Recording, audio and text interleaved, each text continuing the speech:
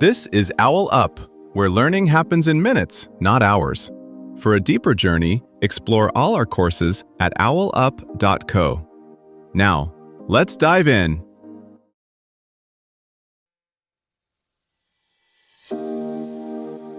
Welcome to Chapter 1 of our series, Buddhist Mindfulness for Modern Life.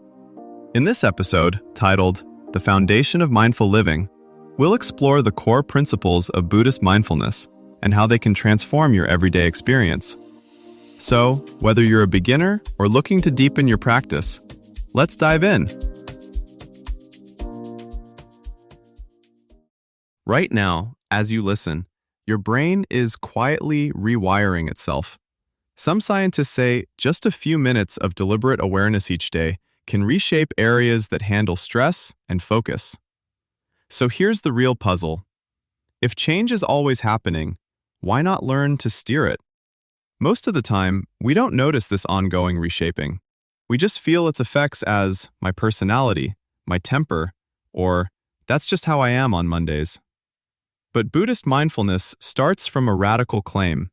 What you call you is, to a surprising extent, a collection of habits learned by attention that's been left on autopilot. Modern philosophy often asks what a mind is. Mindfulness quietly asks what your mind is doing right now, and whether that activity is actually chosen.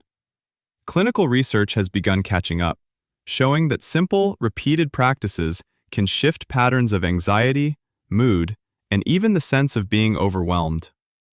Instead of treating experience as a fixed story, this approach treats it like a live dashboard you can read and gradually recalibrate, one small, precise observation at a time. Instead of trying to fix your inner life all at once, this approach asks you to zoom in on the smallest workable unit, a single breath, a brief surge of irritation, one distracted glance at your phone. Early Buddhist training treated these micro-moments as the basic building blocks of a sane life, like individual notes in a piece of music. Modern programs such as 8-week MBSR borrow that logic. Short, repeated exercises in noticing what's actually happening. Over time, this shifts how decisions get made. Before the email is sent, the snack is grabbed, or the spiral takes over. Modern Buddhist practice begins with something deceptively modest, learning to notice what's already happening before you try to improve it. Early texts describe this as knowing in and of itself, a breath, a sensation, or a thought, without immediately turning it into a problem, a story, or a project. That might sound passive, but it's more like diagnostics in engineering. You stop guessing and start measuring. Clinically oriented programs echo this. An 8-week MBSR course doesn't start with lofty ideals. It starts with where your attention actually lands during 10 minutes of quiet. Do you tense around certain sounds? Drift into planning? Get hooked by criticism that appears in memory? Each of these tiny observations is treated as data, not failure. Over hundreds of such moments, a map of your mental default settings emerges. Philosophically, this matters. Much of modern thought assumes a more or less transparent self. You know what you think and feel, and then you act.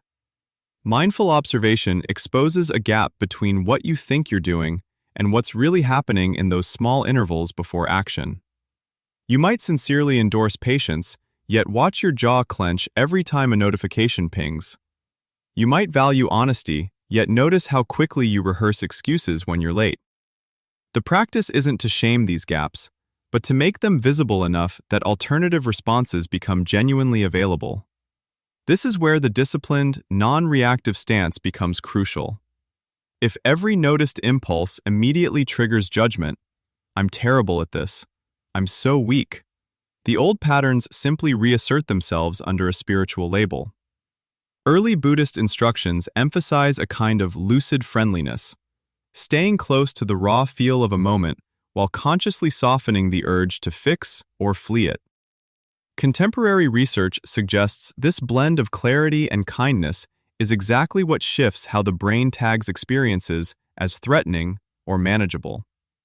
Over time, paying attention on purpose stops being a special exercise and starts becoming a background mode. Standing in line, you might catch the surge of restlessness. During conflict, you might feel the first flicker of defensiveness. These aren't grand breakthroughs. They're small, repeatable moments in which life becomes slightly more observable, and therefore, slightly more steerable. A useful way to see this is through specific situations. A software engineer, for example, notices that every code review triggers a tightness in the chest and a reflex to defend choices. Instead of arguing internally or shutting down, they learn to mark the tightness, the urge to type a sharp reply, and the brief belief they think I'm incompetent. That sequence becomes visible, piece by piece.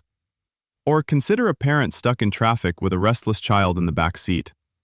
The initial spike of irritation, the fantasy of snapping, and the quick story, "No one respects my time," are treated as passing events rather than absolute truths.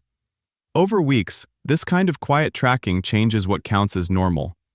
You start to recognize familiar signatures, the way your shoulders lift before you interrupt, the specific flavor of dread before opening your inbox. Mindful living begins not in exotic retreats, but in these mundane thresholds where a different next move is suddenly an option. If deliberate awareness becomes as routine as brushing teeth, whole systems may start to shift. Workplaces could treat mental clarity like ergonomics, redesigning meetings the way they once redesigned chairs.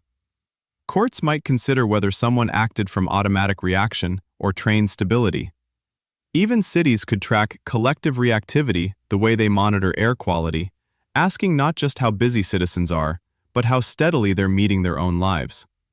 So perhaps the foundation of mindful living isn't a grand overhaul, but a series of tiny course corrections, like nudging a steering wheel a few degrees and ending up in a different town. You don't need a new self to start. You need one honest moment of seeing. The experiment is simple. Keep noticing, and let your life show you what changes next. Before next week, ask yourself, 1. In the middle of my most rushed daily moment, like making breakfast, commuting, or checking email, what would it look like to slow down for just 3 breaths and actually feel my body, notice my surroundings, and listen to what my mind is doing right then? 2. When I catch myself reacting on autopilot, snapping at someone, reaching for my phone, or zoning out, what emotion or need is actually underneath that reaction? And how might I respond if I gave it just 10 silent seconds of curiosity instead of judgment? 3. If I chose one ordinary ritual this week, like brushing my teeth, washing dishes, or getting into bed, to turn into a mini retreat, how would I experience it differently if I did it with full attention to sensation, breath, and gratitude for the fact that I get to be here, alive, doing this simple thing? This was OwlUp, your daily step forward.